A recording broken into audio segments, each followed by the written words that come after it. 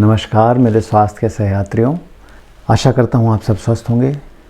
EECP therapy और natural bypass क्या होता है ये, आइए जानते हैं इसके बारे में।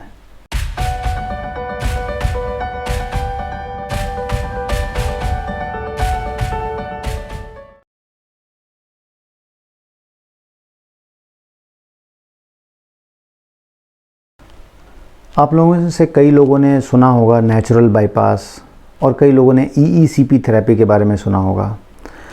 EECP का पूरा नाम होता है enhanced external counter pulsation therapy.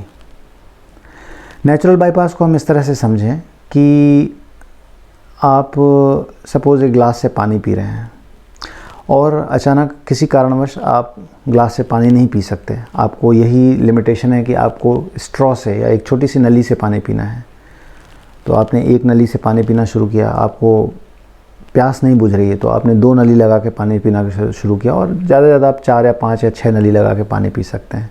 इससे आपकी प्यास बुझ जाएगी, आपका काम चल जाएगा। तो आपने बेसिकली ग्लास को उन छोटी छोटी स्ट्रॉ से, छोटी छोटी नलियों से बाईपास कर दिया, उनको रिप्लेस कर दिया।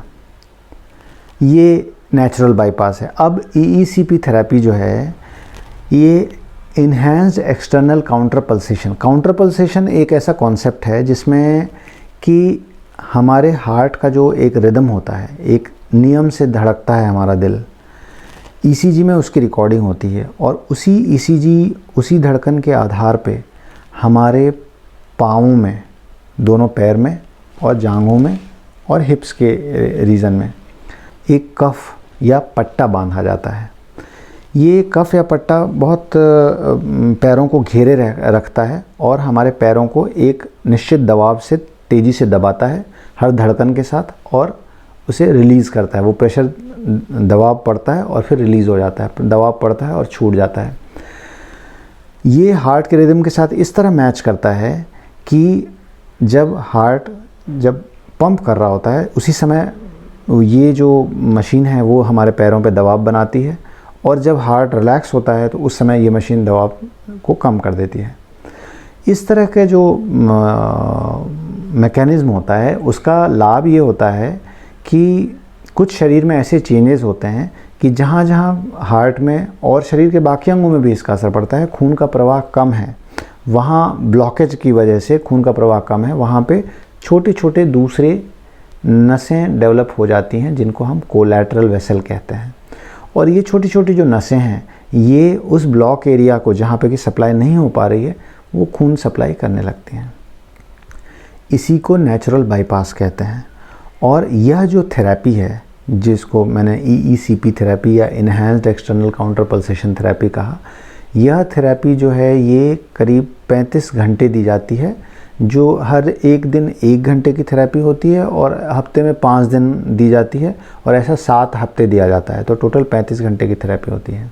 यह थेरेपी उन लोगों में दी जाती है जिन लोगों की सर्जरी नहीं की जा सकती, जो बहुत हाई रिस्क हैं, जिनको सर्जरी करने के लिए में बहुत ज़्यादा रिस्क है, या उन व्यक्तियों को दिया जाता है जिनको कि सर्जरी के बाद या एंजियोप्लास्टी के बाद तकलीफ़ बनी हुई है और अब कोई ट्रीटमेंट का चारा नहीं बचा।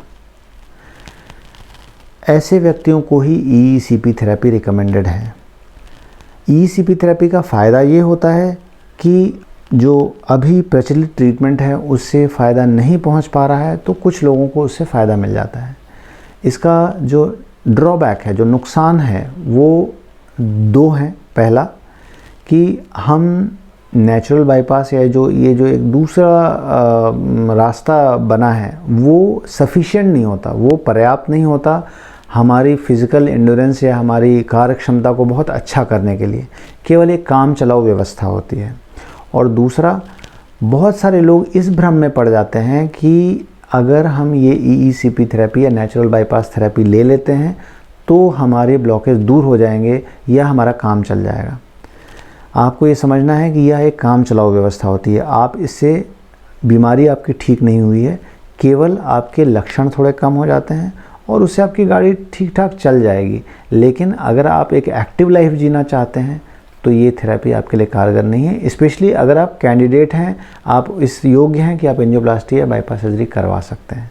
हाँ, अगर आप बहुत वृद्ध हैं या बहुत सारे रिस्क फैक्टर्स हैं आपको और डॉक्टर ने सर्जरी के लिए मना कर दिया है, ऐसी स्थिति में आप ECP थेरेपी के लिए जा सकते हैं।